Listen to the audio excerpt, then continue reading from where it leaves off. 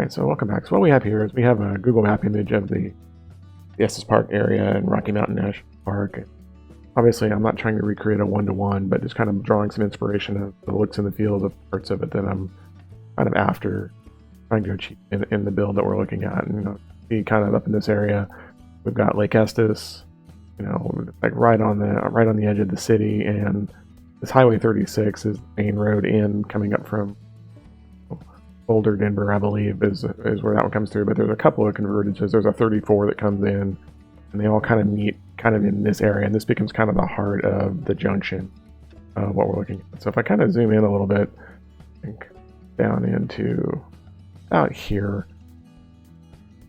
again, here's kind of a street view, kind of look at what we're looking at, kind of some parks and some mountains, looking at kind of just a general highway, kind of, but not too much going on. So if I kind of move my way forward a little bit, you can see, obviously I found some road construction. Yeah, very nice.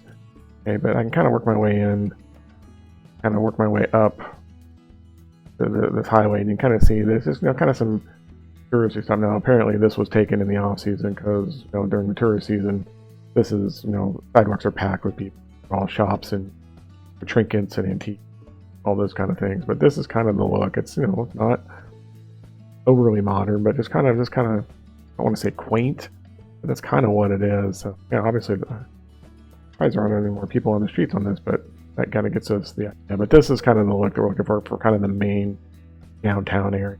And it's really only about one street long. Kind of move your way up so you get kind of a sense of what it is that we're trying to do. And then if I kind of pull back a little bit, you can see that the residential zones are kind of off to the sides, off of this main road that we've come in. So that's kind of what we have. In fact, once you come up, I think this is Elkhorn Avenue, and turn, this is the road that will take you up into the park. And I think there's some amusement parks and fishing, guaranteed fish catch zones over here, and all sorts of kind of fun stuff that maybe we'll try to include that as some part to kind of capture the touristy aspect. But it's just, come up along this road, it's all just resorts and lodges and cabins and those kind of things all along river that kind of meanders through and then eventually dumps into, I believe that does go into Lake Estes at some point if you follow it down. But some golf courses and that kind of thing. But that's kind of the look. It's a tourist trappy kind of thing, but you get far enough out, it's kind of its own special entity. That's kind of the inspiration for the build that we're looking to do today. So we start the construction by laying in the initial highway around the base of the town, coming in from our main junction. And as we saw in the overhead view, I did want to get a small lake installed in here. And so this was kind of my first attempt to make a man-made lake in this area. And as I started kind of looking at it, kind of smooth it out a little bit. And as I started kind of looking at it, I got to thinking geographically, as I filled it up, well, where did this water come from?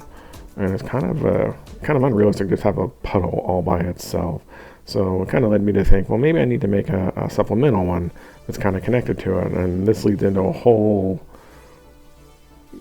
hydrological formation system that gets created probably in the next video. I've already shot the footage, but you'll see it there. But I kind of started laying it out and kind of thinking, well, what would be around this area? There's probably a park or something or those kind of things.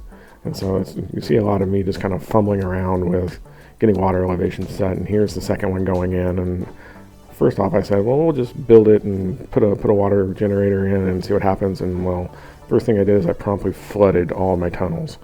So you can see, and I was kind of wondering, what happens in City Skylines if you flood a tunnel? Does it go anywhere? And this one it didn't seem to. So I'm kind of deciding to hook the two lakes together. I'll readdress the tunnels in a moment.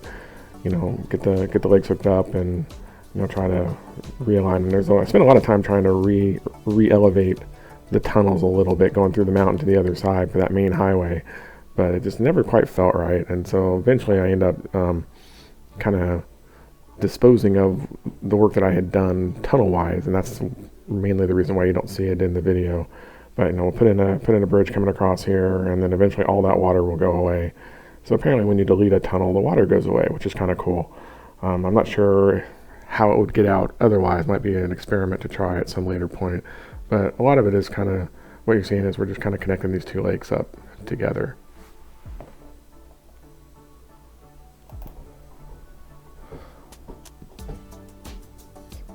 So for the second time, we go ahead and we'll get the bridge put back in. And it's about this point that I also realized that, the highways that I had originally put into the system were 3-lane highways in each direction, and that was a little bit much too. So I decided I'm gonna probably end up downsizing those, and so you'll see that here in a second. And then with the rest of the water out of that tunnel, and then we reconstruct it, and so forth and so.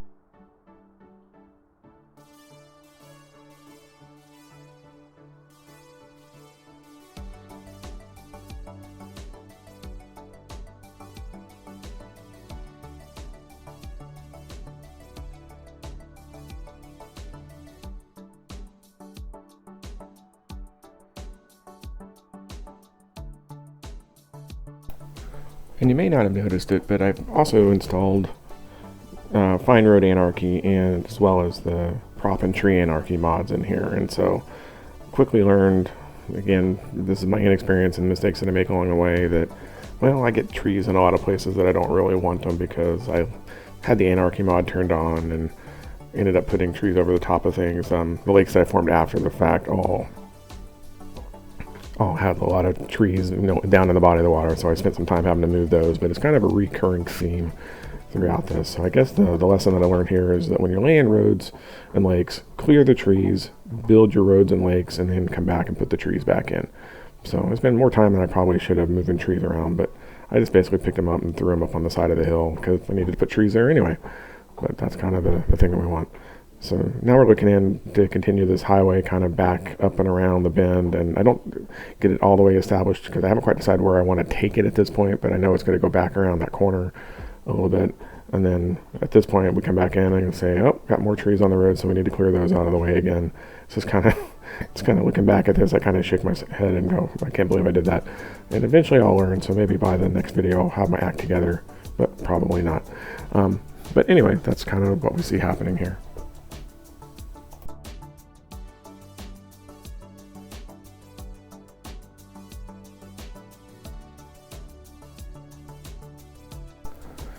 And this is the area where I was looking and decided that probably I'm going to end up putting some sort of park on the side of the next lake. And in fact, that's already been built, and that'll be the feature of the next video. This is what we're calling affectionately as Thompson Lake. And so a little bit of kind of realigning some roads and kind of changing a few things minor here, and then finally get into building the first residential section in our town of Birch Heights here. And it's kind of a fairly simple community. I think at the end it ends up having about 200 people set up in it, but I spent some time just kind of laying it out. I didn't want dense grid population. I didn't, kind of wanted to, again, it's kind of a rustic mountainous feel I wanted to give it.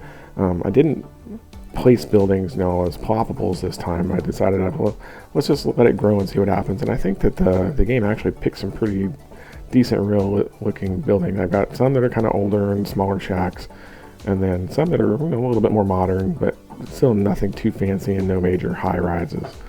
And so this is the residential section that will be kind of off to the side, and started making use of some of these rock props on there. And the first pass I put way too many in there, and you'll see them up for a while, and then I'll come back and delete out a lot of them. And I decided that instead of trying to make the whole mountain experience, kind of this rocky look, I was going more for kind of screenshots where if I got the camera down at the street view and looked up at the hill, did it give me the look that I wanted without having to coat the whole thing in rocks? And so I guess I'm kind of learning to balance the props as well. Right. So now we're into the area this is that Main Street drag that we showed you on the Google Maps, kind of my first pass at trying to do that. And so this one I did actually plot because I wanted certain shapes of buildings. Kind of grabbed them, and you'll notice that I grabbed some that are actually tied to districts, and I had never used districts before, and eventually those end up getting taken out, and there'll be a squid house that'll go in here momentarily that's just a little too big and a little too odd. There it is. It's kind of, that just didn't quite have the look for it, so it's in there for now, but that one's going to go away as well. But just kind of, I wanted kind of a busy single road that's the main drag through town, and then all the residential zones just kind of come off the top.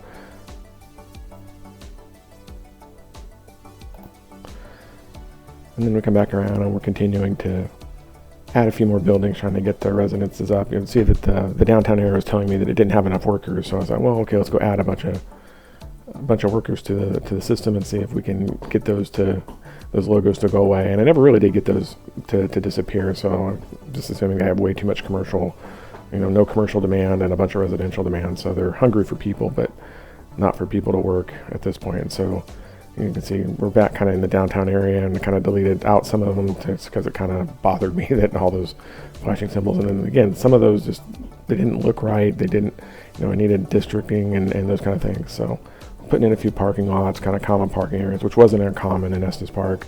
Have some parking lots kind of off the main road that you can kind of park in and then walk up and down the streets. And so we're trying to play with those. I still got to figure out how to get the actual parking lot spaces to work. Even the stickers, the decals didn't quite work out the way I wanted them to. So there's a few things that are going to have to happen. And I am planning on coming back here to add some more detail to it. This is just kind of the general preliminary layout of the commercial zone. As time permits, we'll come back in and do a little bit more once I get things fleshed out and how I think things should be, and as I learn how to do it more than anything. But first pass, okay, and kind of get the sense that it's kind of like what we were seeing on that first infographic from the Google Maps.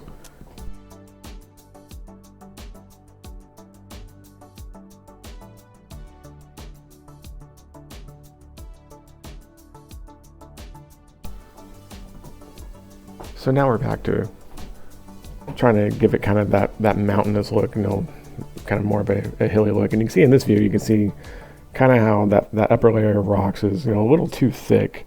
If I'm kind of standing and looking up, I kind of want to be able to see the hillside, not just a bunch of rocks, and then know that there's stuff behind that I can't actually see.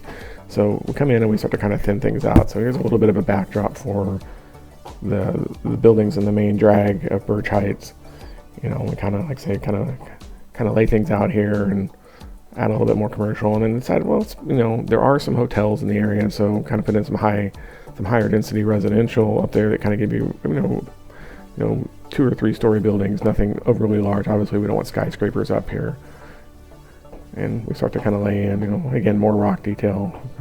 These rock assets are so much fun. They're just kind of constantly, just amazed by what you can do with them and the orientations and the level of detail that comes just by throwing down a few of the rocks. And here's a little bit more of that prop anarchy madness with the trees. I got every single road I had to clear the roads for the trees, but I guess that's part of it.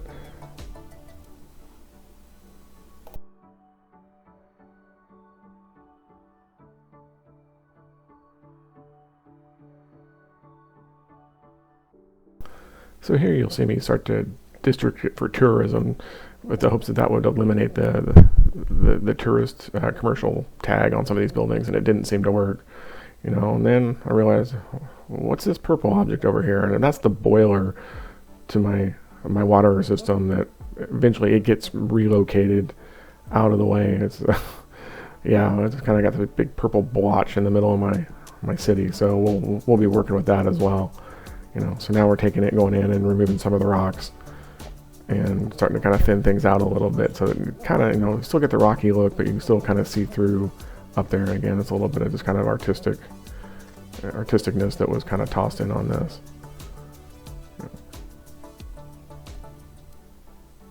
And thinning out the commercial zone just a little bit more, just because I didn't like all the tags, and getting rid of those tourism specific buildings. I kind of like the look of them, but again, we'll have to kind of rework ourselves on that just a little bit.